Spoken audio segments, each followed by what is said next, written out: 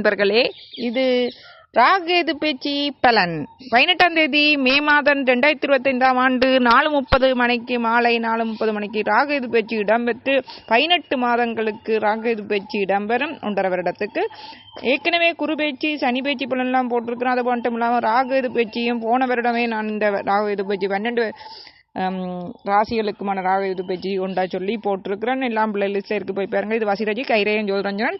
இந்த வீடியோவில் இருக்கிற கொமான் மூலம் கைரேக சம்பந்தமாக பரிகாரம் எழுதி கேட்கலாம். ஒரு கேள்வி லைக் பண்ணுங்கள், பார்க்குறீங்கள் முழுமையாக பாருங்கள். ஷார்ட் வீடியோ தான், சுருக்கமான வீடியோ. வீடியோவில் இருக்கிற சப்ஸ்கிரைப் பண்ண கிளிக் பண்ணுங்கள், முழுமையாக பாருங்கள். சரி, அது மட்டும் இல்லாமல் கைரேக சம்பந்தமாக எப்படி ஜாதகத்தை வச்சு ஒரு ஆளுக்கான பலனை சொல்லலாமோ, பிரபுலிருந்து இறப்புக்கு இடையிலான வாழ்க்கை ரகசியத்தை, ஒரு ஆளின் வாழ்க்கையில் நடக்கும் அனைத்தையும் கையை வைத்து அவரின் கோடீஸ்வர யோகம் இருக்கின்றதா, பணம் வருமா இல்லையா, கஷ்டமா துன்பமா, பிரச்சனையா, கல்யாண வாழ்க்கை, திருமணம், குழந்தை பாக்கியம், கல்வி, சகலவற்றையும் கையை வச்சே சொல்லி வீடியோவாக போட்டுக்கிறேன். உங்கள் கையில் இருக்கும் ரேகைகள் குறியீடுகள் புள்ளிகளை வச்சே சொல்லி போட்டுக்கிறேன். போய் பாருங்கள், நம்மள லிஸ்ட் இருக்கு. இது பொதுப்பலன். உங்கள் வாழ்க்கையில் இது பொதுப்பலன். ஆண்டாலும் இது வேலை செய்யும். வாங்க பார்க்கலாம். இந்த பேச்சில் உங்கள் மனதில் தெளிவு பிறக்கும்.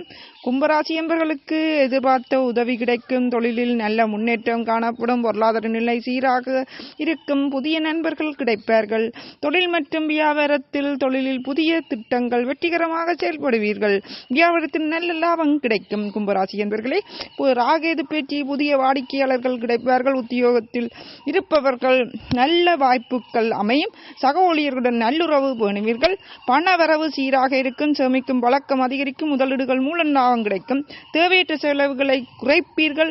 உடல் ஆரோக்கியம் மற்றும் குடும்பத்தை பார்க்கறதுக்கு முன் இது பொதுப்பலன் என்பதனால் உங்கள் ஜாதகத்தில் இருக்கும் திசை யோகம், அந்த திசை இருக்கும் வீட்டு அதிபதியும் யோகமான இடத்தில் அமர்ந்து விட்டால் அது 7.5 சனி நடந்தான, என்ன நடந்தான், அட்டமஞ்சனி நடந்தான, குரு கூடாட்டின, இது கூடாட்டியும் திசையும் திசை இருக்கும் வீட்டதையும் யோகம் என்றால் உங்களுக்கு யோக பலன் தான். அதை அறிஞ்சு கொள்ளணும். ஒவ்வொருத்தரும் காண நட்சத்திரத்தின் வாழ்க்கை ரகசியம் சொல்லிக்கிறேன், போய் பாருங்க. அதில் உங்களின் தொழில், குடும்பம், பொருளாதாரம், நீங்கள் கூற வேண்டிய 1-2 வரை மந்திரம், பெயர் வைக்க வேண்டிய முதலெழுத்து, தொடரெழுத்து மற்றும் வழிபட வேண்டிய கடவுள், பிறப்பிலிருந்து இறப்புக்கு இடையிலான திசை பலன், யோக திசையா, யோகம் இல்லாத திசையா, மத்தியம திசையா, திசை இருக்கும் முட்டது எப்படி இருந்தால் குபேர யோகம் ஏற்படும் என்பதெல்லாம் சொல்லிக்கிறேன். அது மட்டும் இல்லாமல் சிலருக்கு சுக்கிர திசை நடக்கும், சில பேருக்கு செவ்வாய் திசை நடக்கலாம், சில பேருக்கு சனி திசை நடக்கலாம். சில பேருக்கு சனி திசை நல்லா இருக்கும், சில பேருக்கு சுக்கிர திசை நல்லா இருக்கும், சுக்கிர திசை கூடாம கூட இருக்கலாம். இது பேச்சியை தொடர்ந்து பார்ப்போம்.